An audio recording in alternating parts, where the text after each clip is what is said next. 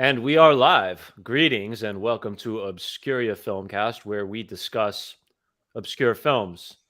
And today we have a very special guest with us, Emmy-nominated writer, director, and actor Sonja O'Hara.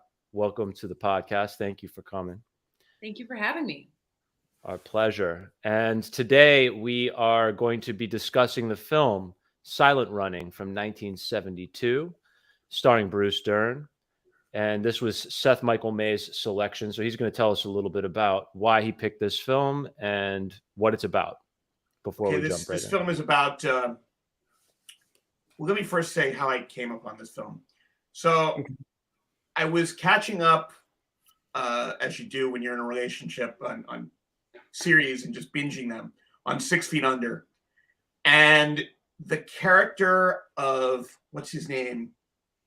Hold on. The one that Rainn Wilson plays. He plays Arthur Martin. Arthur Martin's favorite movie is Silent Running. And he starts explaining to the mother how he wants to take her on a date to go see Silent Running and why it's a great movie. And for the audience, this character is he's like the nerdy guy who's dating the mother. He's not really dating the mother. She wants him to like take it further, but he won't. He just he nuzzles with her like a pony, like rubs his head up against her, and but she dates all these kind of weirdos through this series, and he's kind of weirdo number 1 or 2. And this is his favorite movie, and he explains the movie. And I was dating someone at the time, and she said, "Do you know this movie?" And I said, "No, but I really want to see a movie with Joan Baez music in it, and only performances by Bruce Dern and almost no one else." So we got it, and I think my girlfriend wanted to kill me at the time, but it was so perfect that the guy who wrote that episode decided that it just makes perfect sense that this guy would go to like silent running festivals and be obsessed with silent running. So because of that character, and this is before he went on to be Dwight on The Office. So that was his break. That's right. His real big break. It was like this sort of backstory for this kind of weirdo character.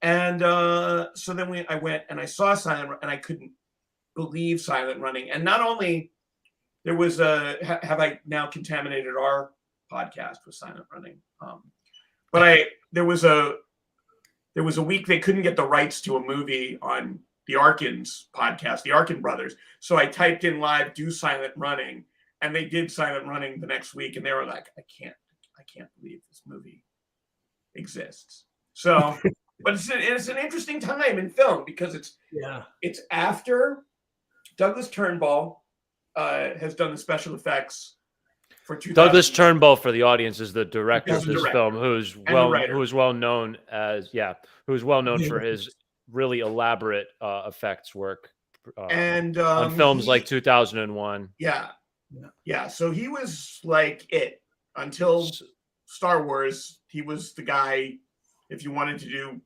space special effects. So he was, I guess they would give him whatever he wanted at this point because it's after 2001. Silent Spring by Rachel Carson had come out. So the environmentalist movement is like going. Okay, so tell us what this film is about. This film is about taking the forest. Actually, it starts. The forests have already been taken off a poisoned earth in which nothing grows. And these astronauts, they're not really astronauts. They work for Pan America or different corporations, we assume. We see American Airlines. And they've taken forests from different parts of the world and the flora and fauna within. And they've put them in these giant greenhouse domes, and they fly around waiting for the day that they get the update that they can land the forest and reseed the earth. But something happens, and they say it's all called off. So these astronauts who, are just a bunch of guys, but through the point of view of Bruce Dern's character, are just jerks. Like they roll over his lawn and his garden and things like that. They're like, okay, it's time to blow up all the domes. Well, he doesn't want one of the domes that he's attached to Valley Forge. Because he's put in a decade of work on He them. put a decade of work onto it, blown up. So he kills Wolf personally with his bare hands, one of the other astronauts. And then he blows up the other two astronauts, one who is young Ron Rifkin. Yeah, isn't that amazing? Isn't it amazing? It doesn't look like Ron Rifkin. It doesn't look like Ron Rifkin. Yeah. It looks like some other actor named Ron Rifkin, but it is Ron Rifkin. So he blows them up, and then along with 4 drones, then 3 drones, and later 2 drones. Who are cute as hell. What? Dewey, Who are cute as hell. Huey, Dewey, and Louie, who are played by paraplegic is the right term, right? Pre-R2D2. But It's unbelievable. But they're played by people who have nothing below the waist. waist. No, it's actually a double amputee. I believe. Double amputee. Bilateral amputees, yeah. Bilateral amputees. Yeah. So this is before Star Wars, so that's what they did. And So for the audience that hasn't maybe seen it, like we're talking about like a little R2D2 type of robot character with arms and no legs, played like basically like puppeted by a double bilateral amputee inside of this puppet, walking on their hands. They actually had more humanity than R2D2 in a weird way because they had a lot of like a lot of sensitivity about them. Yeah. So basically, it's Dern for most of the movie. In the cut we saw, half an hour of the movie is with the other astronauts, but there's another cut where we think it's only 15 minutes and the rest is Dern and Huey, Dewey, and Louie. And that's this is Bruce Dern's Odyssey, this film. For sure. Yeah. This is before Sam Rockwell ever did Moon. There was Bruce Dern. And before Matt Damon did Martian. I mean, how many actors can basically carry an entire film as the only human actor? It's like Tom Hanks Passed Away, you know? Like, it's like Cast. Exactly. Yeah. Passed Away.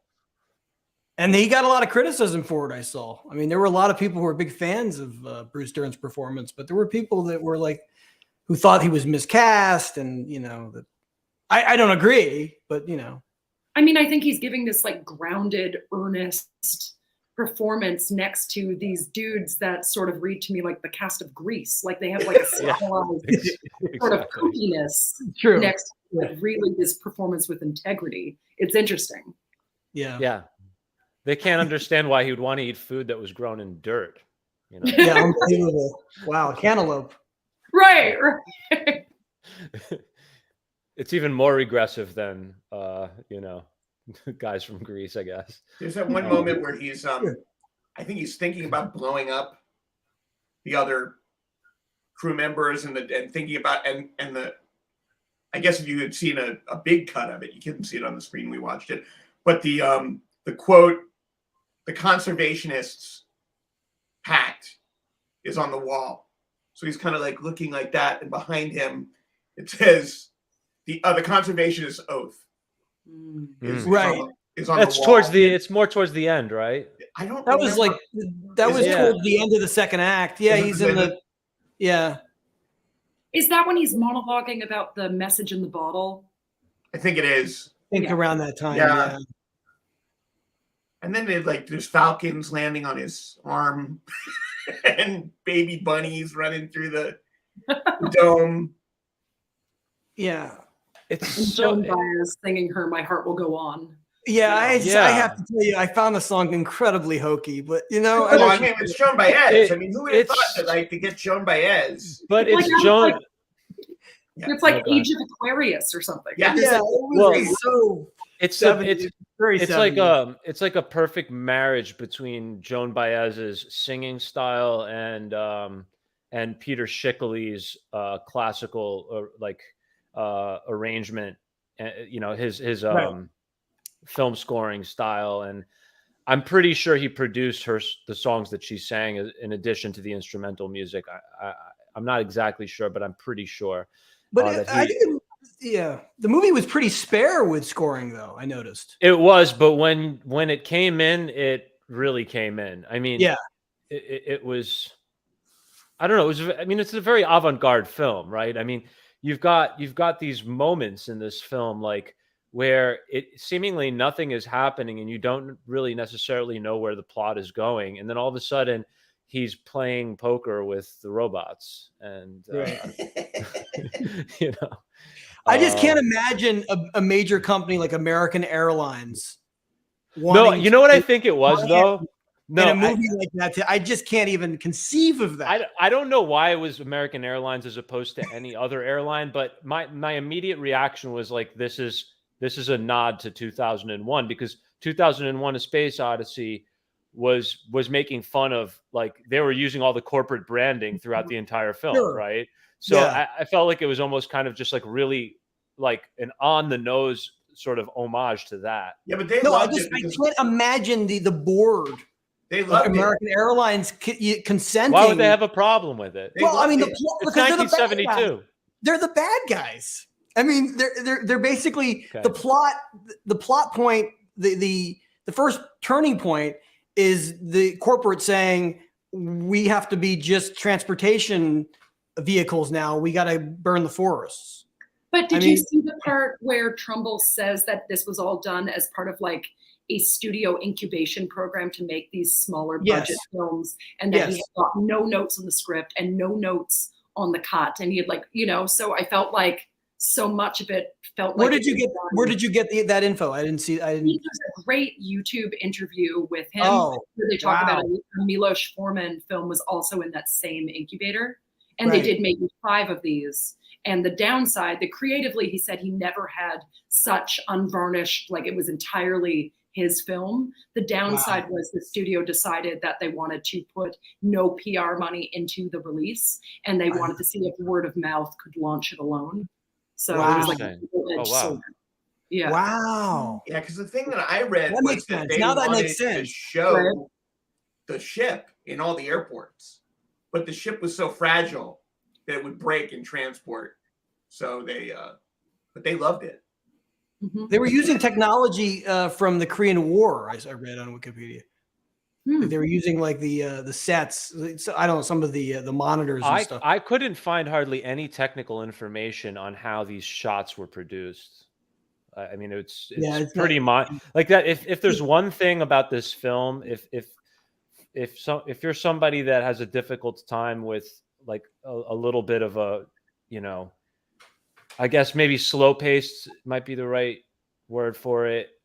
Like a plot that's a little bit meandering, I guess, but just the visuals are just absolutely incredible, and it's really difficult to imagine how a lot of these shots were pulled off. I don't even know. The model of the ship was amazing, which was evidently 25 feet long, and it was in Trumbull's story. The Wikipedia has a few notes on. Okay, so really, because I didn't see it on there, but what about the night sky background with the stars? I imagine that was done in the same way that they did 2001, right? Wasn't it just like a mat with like sheets with holes in it? Yeah. That's what we were saying. But but they use Saturn's rings in this because in the original 2001 book, it is Saturn that they're trying to get to. Right. But Stanley Kubrick said, we can't do Saturn, it won't look right, so do Jupiter. So this is Turnbull's kind of like, I'll show you we can do Saturn's rings. Right. Stanley. Yeah. Right. I had a few plot questions that there were didn't 3 make any other sense. writers brought in, one of which is Baccio, who did Hill Street Blues. And Michael Cimino was one of the writers. Is Michael Cimino one of them too? Yes. Yeah, right. Like Deer Hunter, and right. It's It's bizarre. Oh yeah. Like a TV writer and him. Yeah. So random. So generally, when I think that there's more than 2 other writers, I think that things get a little wonky. Well, it can either become like the tightest script you've ever seen in your life, or it can become like just a complete, mess. And it loses all point of view or any of like the original artist's intent and just becomes a convoluted thing. Right. And I don't know what the rules at the Writers Guild were in 1970. What is this, 2? Mm-hmm. 72. So you have to get those credits, you have to rewrite a certain percentage of the. So there can be like hundreds of writers on a big film. Oh God, yeah. Sometimes. But to get those credits, we can assume that these guys all did It's a like certain kind of percentage. right at the cusp of that period where people were starting to get where filmmakers were put into positions where they had a lot of freedom to improvise and kind of do somewhat, unconventional things in terms of writing. And then you have like the whole Paramount, explosion. And so there's like this sort of, it is this time where filmmakers are able to be, I guess, more experimental than a big budget film would maybe be able to be today. Right. Which produced Star Wars.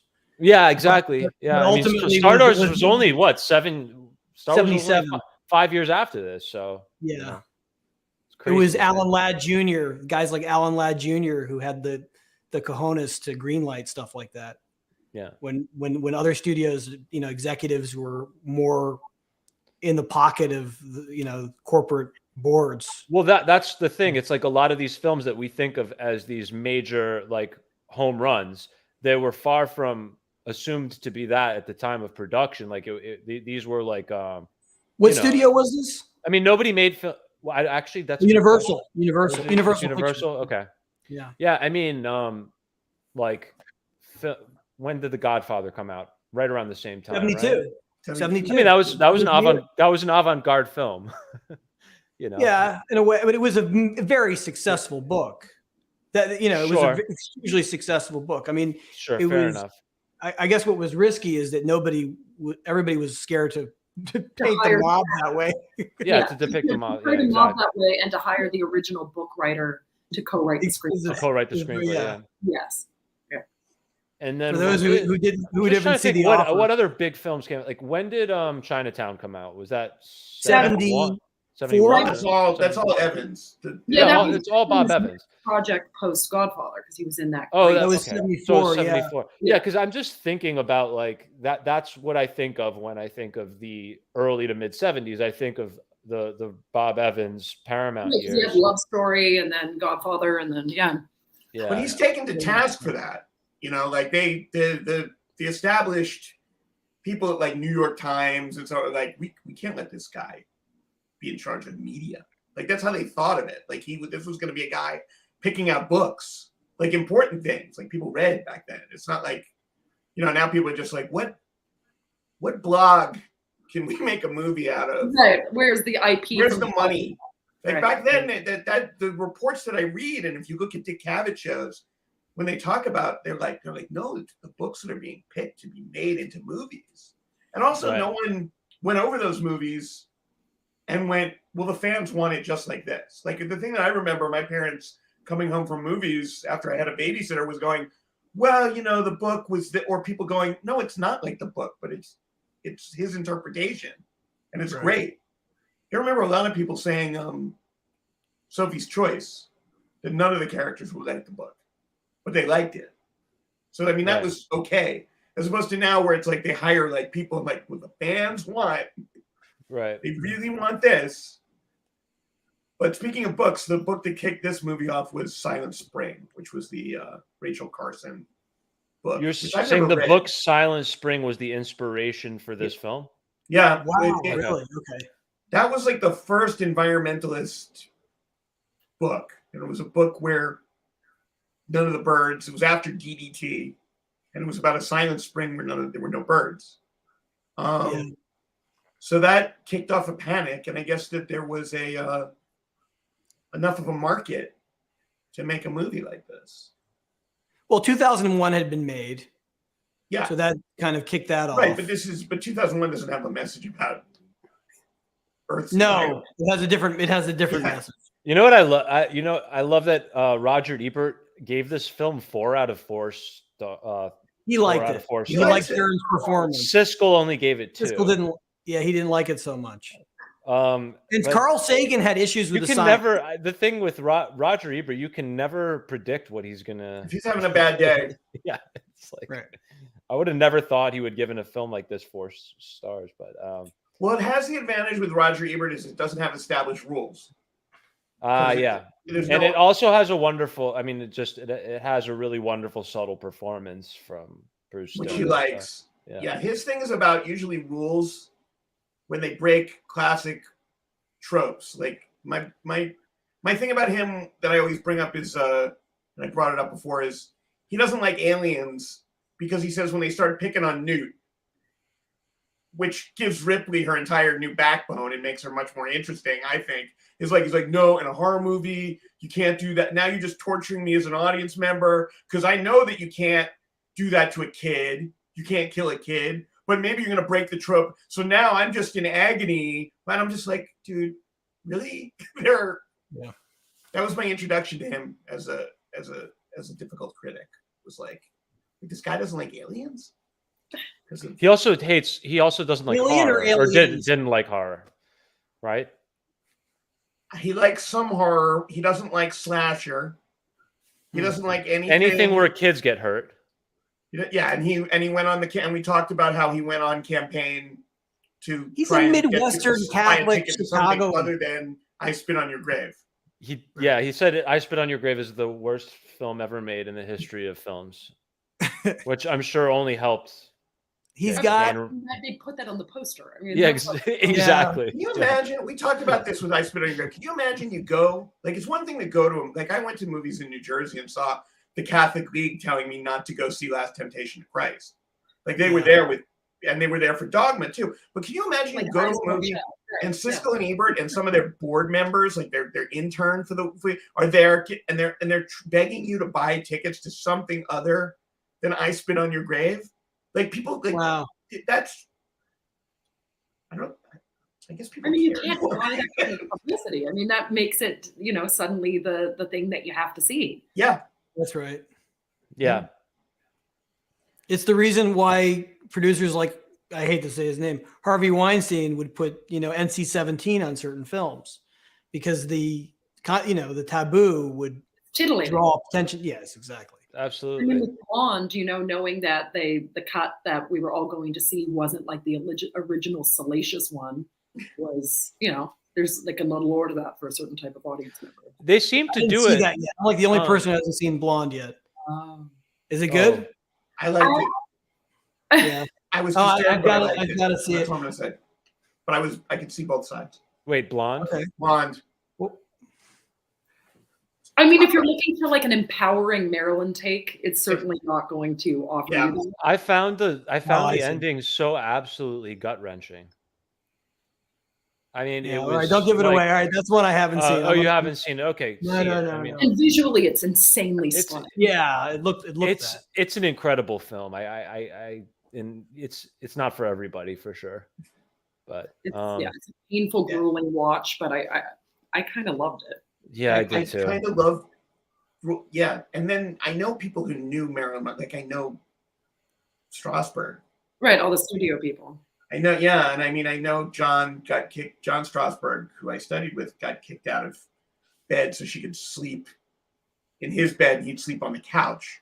So I know stories that are that sad that I've just never had them all be compiled into one film.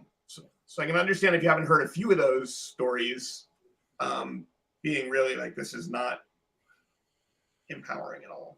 Yeah, I mean, people wanted the empowering take of like the girl boss who made her own production company. And I mean, unfortunately, it just isn't, that's not the tale that's being told. And I think it's far more frank and, it's not unique with Marilyn, it's a very different take. Yeah. And the reality is nobody wants to see a story that doesn't have broken people in it, whether they're men or women. Like, people want to see broken people because we're all broken. For sure. Yeah. And the Arthur Miller, I mean, the Arthur Miller stuff, there's some. Oh God. Yeah. That's some of my favorite scenes. That was pretty good casting. Yeah, it was. Pretty good casting. Good use of that fellow.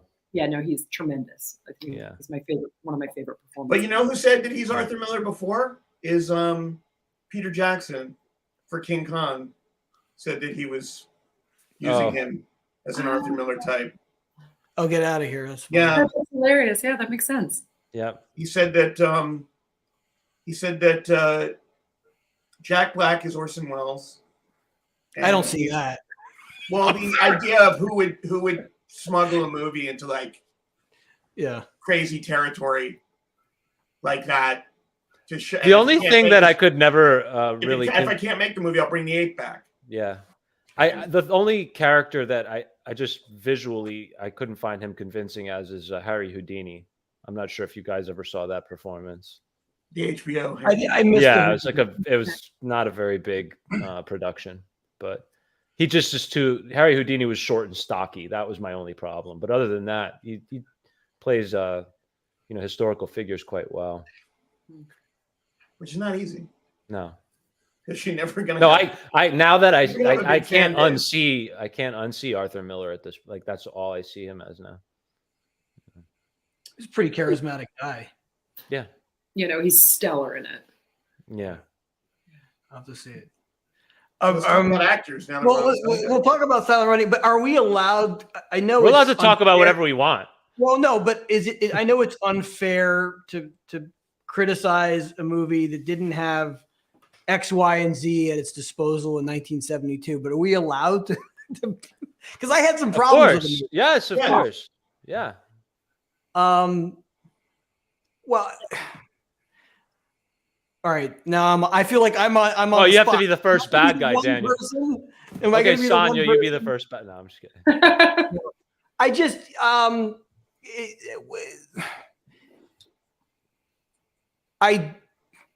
first of all, there were certain actions that didn't even make sense to me.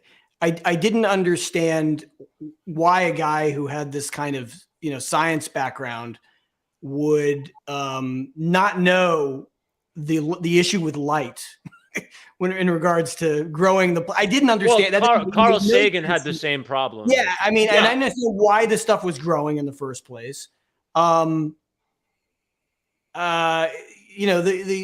The basic premise seems contrived. I mean, I'm glad they kept what happened to Earth vague, but I think if it made any sense, it wouldn't be as good. It wouldn't work. No, I know. So it's not. So it's my point is this doesn't make any. The story doesn't make any sense. Right? I mean, it's unmotivated why they have to abort the mission, and the other dudes are like, yeah, and right. There's no inciting incident that's clear there. That right. Well, it's almost like it's not even good enough that they're happy to they're happy to go home. They're extra happy that they're going home. Plus, they get to blow up all the they get to destroy shit. Yeah, right. It's really weird. A little campy. And one of the guys is slightly sympathetic and defensive, sympathetic to and defensive of Bruce Dern's character. Right. He's kind of and that's the first guy he kills. And the guy who's kind of his one. It was just the most truncated strangulation ever. Yeah. Sure. People strangulate quicker in space. That's just how it is. Yeah, and he was insufferable. I mean, as a character, in the first act, Bruce Dern, you're sitting in there with him, and this guy is out of his mind, and he's insufferable. That's what makes him so interesting. Well, yes, and he grows on you when he gets to the robot part. There's a sort of. I almost was disappointed that the guys died so early. Because I really enjoyed how condescending he was to them. I wanted to see him be condescending for at least another half hour before he killed them. Right. I mean, he's a little condescending with the drones when he's playing poker with them. Yes, true. He still gets to play with that. But that to me is the highlight of the whole film, is just his weird personality and curmudgeonliness or whatever the word is. There's no mention of what his life was like outside of the ship. But you can imagine. Doesn't matter. Did anyone read the anecdote about the water? That he's pouring water from some sort of little water. Why can't I think of the garden word for? He's pouring water, and that was a child's watering can. Oh yeah, the child's watering can is the last shot we see too. Yes, and that's the one that was it Huey? Who's the last robot? Is Huey? Yes, and Huey ends up carrying on his legacy, but it was clearly this botanist who had a lost child. So that was only throwback to the life that he might have had and why he's such a curmudgeon now. Right. That felt like the only thing that I could gather, but. Yeah, I don't know. He's a dead man. He's going to get arrested. He's going to go. He's going to blow himself up, and he leaves this isolated dome with. Is that thing going to run out of power? What's powering that thing? Where's the energy coming from? This force is going to go on with what power? Like, I felt like, Dan, that you thought of this movie for me because Dan knows that I'm such like an extreme animal rights person that I almost prefer animals to humans. So this like eco-terrorist story was, I was like, oh, this, you know. Oh, that's right. Right. Well, at the end, yeah. Not to mention the fact that he blows up the 2 other domes at the beginning with all this other life inside of it. So he's supposed to be this great ecologist. And to save the one, he sacrifices the other 2 to kill those guys. You know, whatever. Who cares? But there was a hot take that it was supposed to be that you have to ultimately be selfless or selfish. And in the end, he never gets to see his greatest achievement, you know, i.e. this biodome being able to like live out its life because he dies first, just like he never found out if somebody received the message in the bottle. Right. And but I don't know. Yeah. At least he dies knowing that there's the possibility that the robots that he trained, like his little children, would carry on his work after him. And there's some hope in the audience that somewhere, somehow, they'll figure it out. Life will return to humanity or whichever other species of intelligent life is out there that deserves it. Right. And, sure. You know, so that's the takeaway at the end, obviously. Did anybody think about Noah's Ark when they were watching this? Yes. That's so funny. It didn't even occur to me, but I don't know. I don't know why. I don't know why it didn't. I guess because there wasn't like 2 of everything, and right. There was no plan for, and also it was dealing with plant life, which doesn't duplicate the same way that mammalian life does. So I guess my head just wasn't in there in that, but I can totally see that now. It's a perfect. I mean, it's a very good analogy. Even the conversation early in the film he's having with the guys about the importance of protecting this. It was like Noah. It was like a scene in Noah. Yeah. You know, get rid of these. He is kind of like dressed up like a monk, kind of. Yeah, he's dressed in this in his weird, in his robe. Yeah, the long hair. I heard that Noah actually. That's the one with what's his name? Aronofsky did Noah. I heard it's actually quite good. I only saw scenes of it. Aronofsky made that one. Yeah, I heard. And this was kind of like an Aronofsky character. This guy is obsessive to the point of, you know, self-destructive. Yes. You know, for an idea. And destructive of other people. Yeah. I mean, I like how the guy falls down and has this little fall, and then he's bleeding profusely from his head. Like, it's the most dangerous fall that anyone's ever taken. Oh God! And that terrible red paint. And that terrible, that orangey red. They couldn't get blood. I think blood was also a ratings issue too. Oh, that's right. The color. That's really red blood. It got you. So they use these like. So it's like very supposedly what saved one of the anecdotes that Quentin Tarantino talks about in Taxi Driver is they desaturated the color. They desaturated the color to make the blood more maroon. Yeah, and that's what. Right. You're talking about Scorsese? The next rating, supposedly. You said Tarantino. Tarantino tells the story. Scorsese. Yeah, he was telling the story. Well, yeah, they had to desaturate just the sequence at the end where he kills the pimp. But no one's ever really clarified if that story is an anecdote. Wait, wasn't that the scene where the producers were complaining that it was too gruesome, so they had to reshoot it, and he reshot it like just with a different color blood or something? He just saturated the color. He supposedly, That leads me. I have a question to you guys who are actual film people, and I'm just an imposter. It occurred to me that the color in this film, the color really stood out to me in this film. Like, I don't know how much of that was post production, because it seemed like Trumbull took great pains to get like the costumes and the set design to have like there's a lot of primary colors, a lot of really stark, just visually arresting color schemes, and I'm wondering if you guys noticed that too, and if you could maybe as a tell me. filmmaker who's obsessed with color, right? and deviate from my palette at all and drives every department head insane with this. Okay, yeah. Like, Tell I us would what. say that like there are these like whimsical pops of like orange and like there's sort of like this Kelly child- Green and like yes, and it looks so distinctly. There's like a surrealism that in no way looks like the palette of Aliens or something. You know, like it's so distinctly its own. So I imagine a lot of it was just done practically, and it felt like less like a color grade thing to me personally. That's what I thought. It seemed like this was like literally picking out the precise fabric that he wanted for this spacesuit for this guy to go against this background of this particular wallpaper, you know. And when it comes to wardrobing Bruce Dern, he's very particular. Like one of the funny things on set when I was directing him is if you wanted to throw something at him that wasn't something that was like exactly in the script, you would have to pitch him and you would have to understand that it was story motivated in order to go along with it. And there was a moment that I wanted to try something where he has this like creepy moment in this Lynchian flashback in my film where where there was supposed to be this like strange crown. And I had to tell him why this man in this context would do it.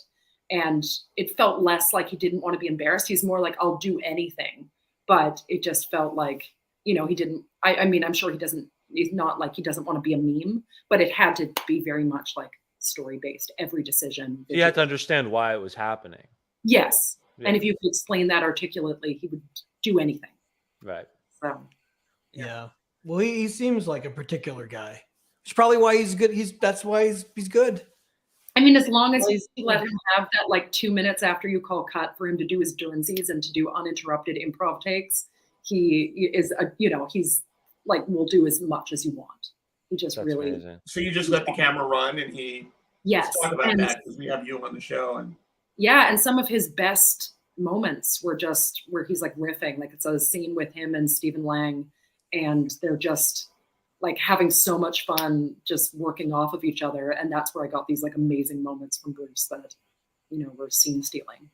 So something like this, I imagine he had a lot of fun doing this Odyssey thing where he's just getting to, you know, do a one-man show.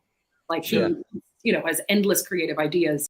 And it was interesting watching, because I've spent so much time looking at footage of him, you know, as an octogenarian. So seeing him as this kind of like young, strapping man who looks like a Matthew McConaughey before Matthew. He's kind of pretty. He's kind of good looking. I didn't recognize him at first. It took me like 2 minutes to be. Oh, that's Bruce Dern. Holy shit! Right. Yeah, he's like good looking, and he's like this strapping hipster in his.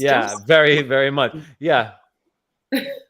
I could see, and it's funny that Seth discovered this film from 6 Feet Under, probably sometime around 2005 or 6 or whatever, and that was like the perfect moment for there to be a sort of reference to a film like this, because that was the epitome of hipster, like hipsterness, and that somebody wrote that into that really wonderful macabre like TV series at the time that they did. It's like almost perfect timing, because that's kind of how people were dressing in Williamsburg in 2006. Like, like you could picture yourself going into like a dive bar, like in 2006, and this would be projected on the screen, and like and like all the coolest people would know what the movie was. Like children of the Sorry. I was just going to say Children of the 70s. Yeah. That's why the reference was there in the Rainn Wilson show, because they're the writers for Children of the 70s. I'm sorry. It's Alan Ball, and he likes to do Alan Ball. It's Alan Ball. And also, if I remember correctly, that character, Rainn Wilson's character, is an orphan. So it kind of makes sense that would be his favorite, because he's like cut off and he's like isolated, right? Isolated, and then, you know, he has this relationship with the mother where he doesn't want to take it past like what you would take with like your first high school crush. I remember that, like, he never kisses her. He like only nuzzles against her like a pony. And I was like, it was just perfect because it was Rainn Wilson. Like I was just like, who is? And then when he said, "I gotta take you to this movie, Silent Running," he names these 3 droids, Huey, Dewey, and I was like, is this a real movie? Because it, got on. I guess I got on like Ask Jeeves or was IMDb out? But IMDb was ruining our lives by then already. I think. By the 90s. By the 90s, yeah. Was because people would use IMDb for 6 Degrees of Kevin Bacon. That's where it would come from. Yeah. But I mean, it just makes sense that I think it's fun to build a character in another movie around the liking of some other bizarre art form. Like that character just makes so much more sense after you see Silent Running. I wonder if I would be hurt if Rainn Wilson didn't watch Silent Running a couple times. That is a TV series that I think you can go back to multiple times. 6 Feet Under? Yeah. Do you know that all of the deaths at the beginning of 6 Feet Under are they're taken from actual cases. Cases, yeah. Oh. Not what inspires the rest of the episode, but the actual, like, a guy goes into a pizza dough machine and his partner accidentally plugs it in while he's in, like, all of those beginning things. Or the one I always thought was nightmarish was the woman who decides to listen to her shrink and talk back. Do you remember that? She's like, why do I always get along with these people? Like, what would happen if I started to just, and she goes home and like has some horrible fight with her husband and gets pushed and she lands with her eye going through like the fireplace thing. What do you call it? The guard on the fireplace. Yeah. But those are all based off of like Alan Ball collected all these. I mean, I feel like 6 Feet Under holds up far better than American Beauty in terms of, Oh yeah. I went back to American Beauty recently. Because that was my favorite film growing up. Like that was really? I was obsessed. Mina Suvari's character in that movie, her and Thora Birch and their dynamic, I think were some of the things that made me want to be an actor. Like I remember doing those scenes in like a scene study class. And what about the plastic bag? yes, I wanted to be the dude with the plastic bag of the he was a playwright. Alan Ball was a playwright. I think he actually wrote American Beauty as a play initially and then converted it to a screenplay because he was a playwright. I mean, I remember he did that play, 5 Women Wearing the Same Dress, which was so totally different than his later works to me. Like it didn't have the provocation, Yeah. Didn't he then go on to do like a vampire series? He did he was the True Blood. True Blood. He did True Blood, right? Yeah. That's right. Yeah. It wasn't the art teacher in that his like lover in real life or something. Oh, I forget the actor's name. I'm so bad at this. That's some fun tea. I didn't know that. It's a great series. I could go back and watch that again. HBO did so much great stuff from like from Sopranos to like 2012. Like, they're still doing. There's some good stuff. There's still a lot of. Not its golden era. What is dated about American Beauty today? Just out of. I mean, I had some thoughts about it. And it makes it. It feels very much like.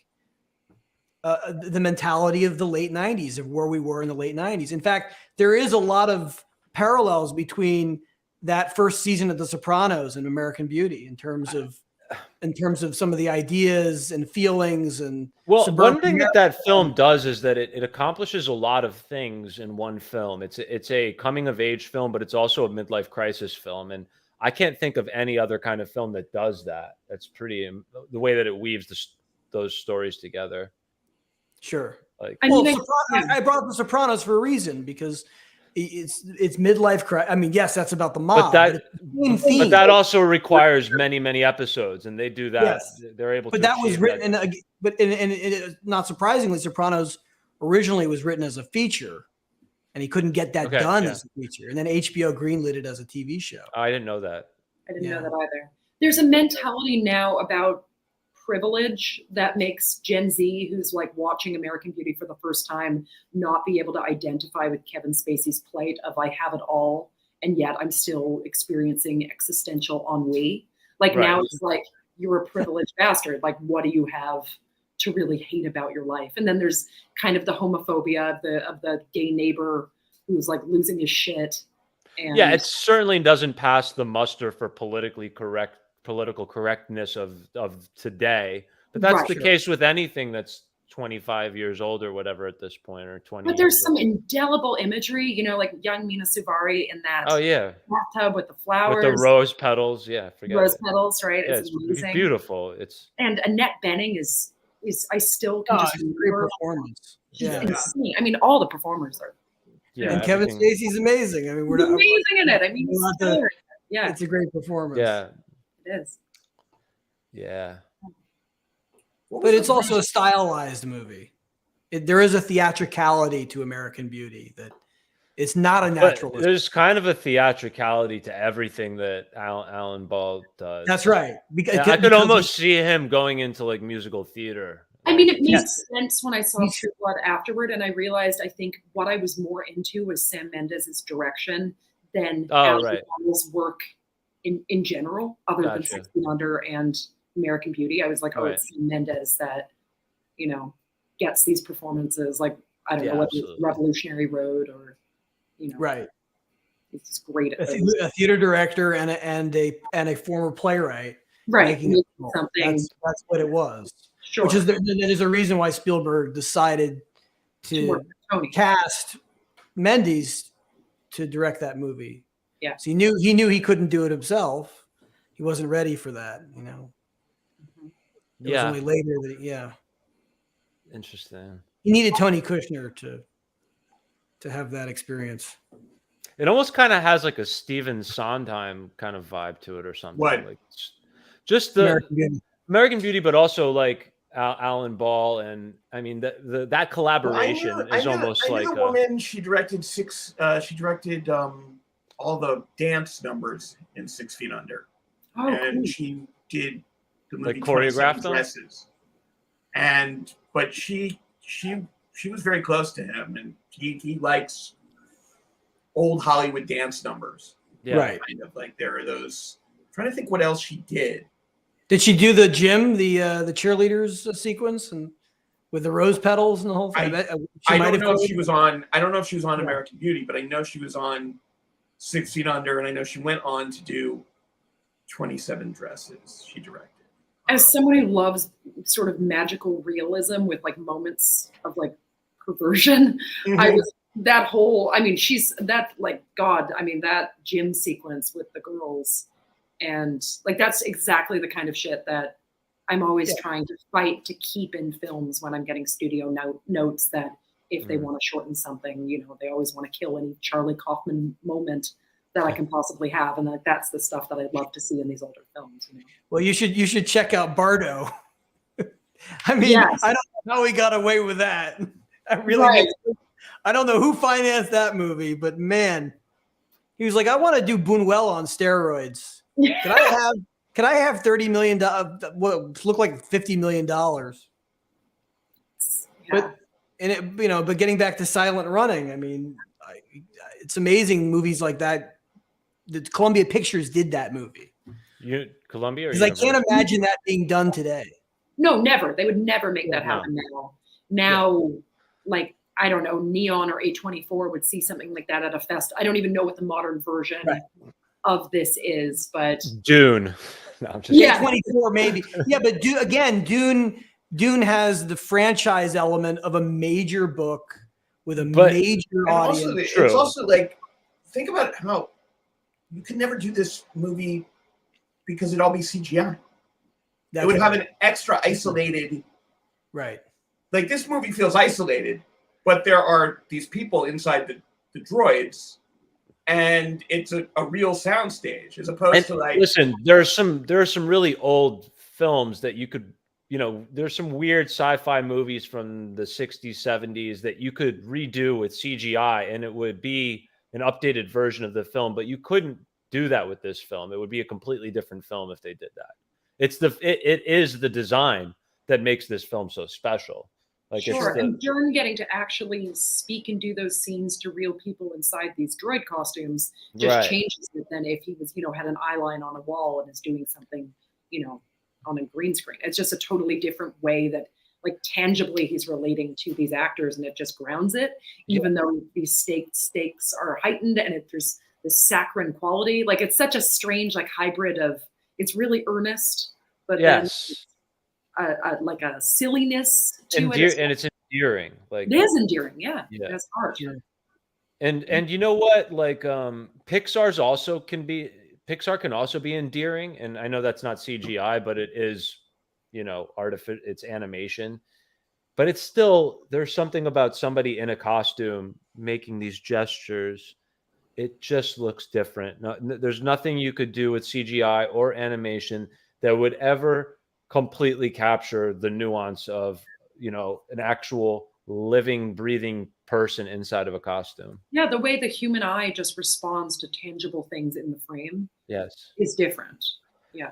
And that's one thing I'll say, like, if I had to make a closing argument for this film, not that we have to do that, but my thing would be like, if you can't get over the plot and some of the issues around the story and inconsistencies and whatever, Carl Sagan's issues with the scientific impossibilities and whatnot. It's a movie. One thing I will say is that we live in a world today where it's like so easy we get so caught up in intangible abstractions in so many levels of our life.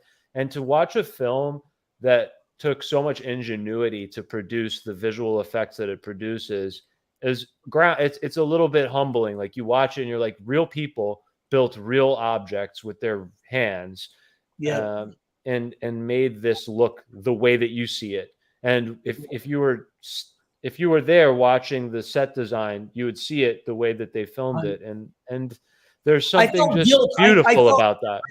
I feel guilty even criticizing any aspect of that film. Yeah, that's what I'm saying. Of what you just said.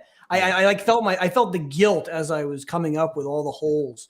Yeah. So I just said, you know what, forget it. I'm not even going to go there because it's just, you're never going to get, that's never going to happen again. Yeah. It's never going to happen again. Well, that's part. Yeah. No, go ahead. Sorry. No, it's just, I had to release that sort of 2023 cynicism and think to myself that this director had carte blanche to make something that was a meaningful, strangely personal environmental film, which I feel like has really good intentions behind it. And there's something sweet about that. And Bruce is lovely in it. And I don't know, there's just something that I found, I just responded to the sincerity. Absolutely. Yeah, sure. One of the things I like about doing this show is that a lot of times, like, I was coming into it today being like, yeah, I don't love this film. I didn't love it. But through the process of talking about it and actually really like going back to my experience watching it, like I've like refallen in love with this film. Just conceptually, just the fact that somebody made it, like a film like this, it's unlike anything I've ever seen. Mm-hmm. Well, without giving it away, I have to say the last 25 minutes of the movie get to you. Like you might be an hour in, you'll be annoyed about certain things, but when he starts building the relationship with those three drones, whatever they're called, it sort of goes into a different area. Yeah, I'm not sure anybody ever did that kind of narrative in a film until like Sonja was alluding to before, like with Castaway or something, where you got a guy kind of losing his mind and starting to anthropomorphize inanimate objects, Right. But it definitely has an influence on a lot of other films. Yeah. Like even in the Battlestar Galactica reimagining, one of the ships is the dome. They like tribute the greenhouse ship. And I think we were talking, Abram, after we watched it together. It was like the third or fourth time I've seen this movie. We were talking about that working class guy as opposed to professional government or military, like that you see in like the original Alien, of like these guys who are like miners in space, or you have a job. The protocol is very light. Like you just sort of live with these people for a while. I can't think of blue collar technicians. They felt that technicians way in space. Yeah. As opposed to like, well, in Star Wars, you on both sides, both people seem to be doing an awful lot of checking and rechecking in a sort of military protocol kind of way. Like it's not like you don't feel that people are not talking about their union coffee breaks and their well, that's real. No, it is real, and I think until Alien, I think this might be the first one where they feel like that. They live on this thing, and it's a job. It's a job, and you got to find ways to like lighten it up by getting on the like motorcycles. And you know what I think they patterned it off is not military, but more like a couple guys on an oil rig out in the ocean. Oil rigs, yeah, absolutely. It's a pioneer story, and it's a sort of cyclical human story that we go back to all the time. The first people to start traveling from and colonizing distant lands, they go there, and their imperial benefactors don't understand what life is like in that new place, and these people are starting to develop their own culture, whether it be in some new land far away across the ocean, or whether it be somewhere in outer space. And if and when humans colonize the moon, and then maybe later other planets, it's going to be the same thing. You're going to have these people up there. They're going to start to have their own culture. People over here are going to not understand. And, and there's going to be like that kind of tension between the people. We're the guys here actually working the moon. We're working the moon. We're producing all of the good moon stuff for you guys to enjoy back home. And you don't know what it's like to live out here. So you guys can't tell us what to do anymore. Mm-hmm. And then you have a revolution, and now there's an independent moon colony, just like there was a Declaration of Independence from the British, and in the America. You don't get that from Kubrick's 2001 at all. He's not interested in that aspect. Not in 2001. It's not. It does that film doesn't really do that. Yeah. By the way, a little trivia. I told everyone this. Trumbull was 23 when he was the special effects guy. When he what? In 2001, he's 23 years old. 23 when he made 2000, which means he's 25 or 6 here. Yeah. In Silent Running. That's insane. I had no idea he was so young. Yeah. Yeah, it's impressive. Wow. Yeah, that's like most 23-year-olds. I mean, but that makes sense now that you say it, because it has that sort of enthusiasm that a 26-year-old would have about a world like that. Yeah, the earnestness. Mm-hmm. Yeah. Supposedly, in Jodorowsky's Dune, in the documentary, by the time Jodorowsky meets with him, he just has a bunch of telephones in front of him. And Turnbow is like answering phone calls, saying yes and no to special effects projects, and not listening to Jodorowsky at all. And Jodorowsky's like, I can't work with this guy. Like, he's not even hearing my pitch. Right. Which is how he gets the guy who did Dark Star. But he never really directed again. Turnbull? Yeah. Well, this could ruin him if what Sonja read is true. Then, like, if they didn't put any money into marketing the movie, right?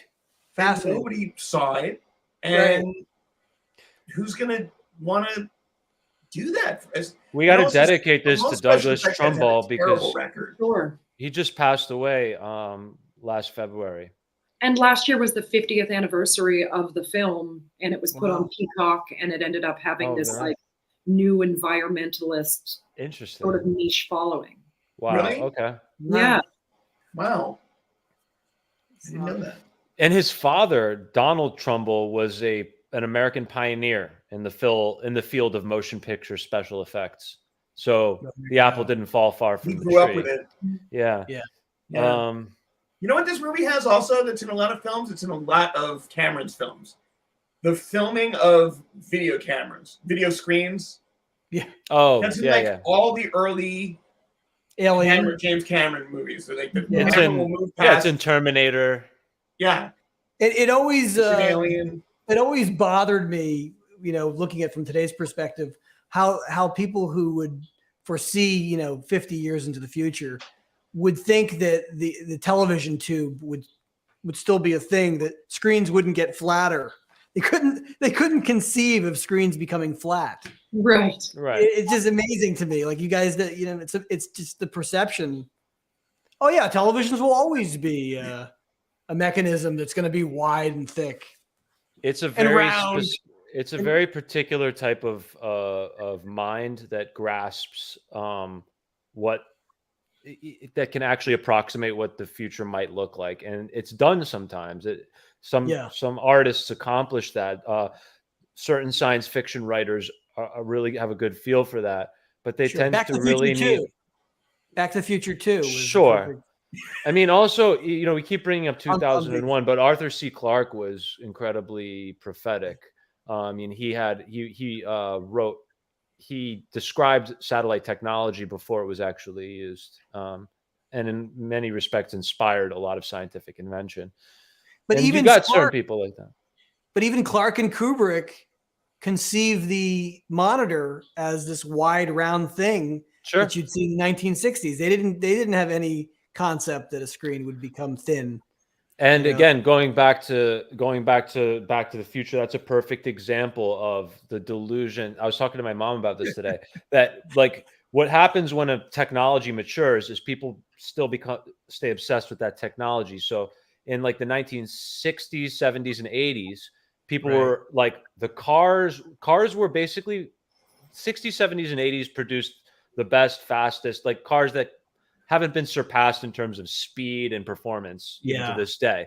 And so that was a mature technology at that point. So, but people didn't have the imagination to think about beyond that. So what did people think of? Well, the cars are going to fly now, they're just going to get flying cars. And it's like, we have AI that does a pretty good job of what it does. And it's mostly software algorithmic stuff. But it's like, no, pretty soon they're going to actually think like humans do. And the next generation is we're going to have real and it's like, no, you're basically taking a mature technology and just going bonkers with it when we have no need for that. Like we didn't need flying cars then, and we don't need like real machine intelligence now. We have other needs. And I think that's the people. And again, nobody gets it perfect. Some people get some of it. Some people are completely like, off the wall with it. But like I think the people that really understand what the economic and societal imperatives are, they're the ones that come up with like the really good futuristic storytelling. Sure. Although I have to say they were pretty prophetic when it comes to drones and droids. I mean, the lack of dexterity is still not even possible today. Well, with don't get me started on that. I get into frequent like heated arguments with my father about Boston Dynamics robots and how much I hate them. Because they just don't even come close to. No, there's a reason why we're saying that in the future the best job is going to be a plumber, because exactly you're not going to be able to replace the plumber because they got to go into AI telling the plumber where to go. Yeah. That's the problem. Yeah, we need people to. Huey and Louie is not going to fix the. They fixed maybe plants. Put some plants in. Remember, he barely could do that. But at the very least, if we are going to go the robot AI route, they're going to have to be things that like just like that actually fix stuff, not these like, Chat GPT. I'm going to spit out some like really fancy autocorrect. Like that's not where we're going. I mean, that stuff will be useful for a customer service or whatever, but it's not going to solve our really big problems. Yeah, I had a pretty disappointing chat with Chat GPT. They can be very. It was very unimpressive. But sometimes it is. In some regards, it's very impressive. And the writing was terrible. I mean, I was pretty specific. Were you asking for poetry again? No, I had specific requests about certain historical figures and and the tone, and I gave filmmakers and writers to reference, and I was like, wow, this is really flat, really on the nose. And it'll lie to you just like a kid, though. If you challenge it on information that it gave you, it'll lie to you just like a kid that doesn't know. He's got an ego. There's an ego there. There's something in it that'll go, oh, I thought you meant Michael Douglas. It'll say like you're like, no, Spartacus, Kirk Douglas, and they're like, yes, I thought you were referring to Michael Douglas, and it'll spew back some it's like a little politician going, oh, I thought you said no cookies. I'll tell you this though, I couldn't have the sense of humor, the sense of humor, the comic mind of ChatGPT. Terrible, just hideous. Like I had him do Mel Brooks, Woody Allen. It was like, oh my God, you really don't get humor. No, there's no sense of irony here. Yeah. What? So Let's talk about he Bruce says Dern. this in the movie, and I saw him say this in an interview once when Nebraska was up for war. He said something about they asked him about the non-actress that was in Nebraska with him and he said, well, you'd have to get up pretty early in the morning to pull that on me. And he actually says to the droids in this, you guys are going to have to get up pretty early in the morning if you're going to play the cards. Does he say that? Is that one of his? Something like that. I mean, yeah. I mean, that one of his like catchphrases? No, I mean, really, he talks a lot about Dernsies. He talks a lot about, he'll talk about which he references Tarantino all the time. He's really into just some of the old classic directors. He'll tell long anecdotes. Like sometimes he's so interesting and he's so, well versed in all of this that there were times that I wished I didn't have to focus on making my day and I could just like let him spitball because he's just like he's very generous and he's like a wealth of stories. Actually, we took an ADR day where I really only needed him to do very limited dialogue, and we just got to sit in that booth, and we didn't book any other actors that day. And I just like asked him questions, and we just talked for hours, and it was fascinating. But do a podcast with him. He's the coolest. I mean, I think he would. Like he's really down. Like he just loves to tell these stories. Yeah. And if they're not recorded, and if he's not writing an autobiography, they're all going to disappear.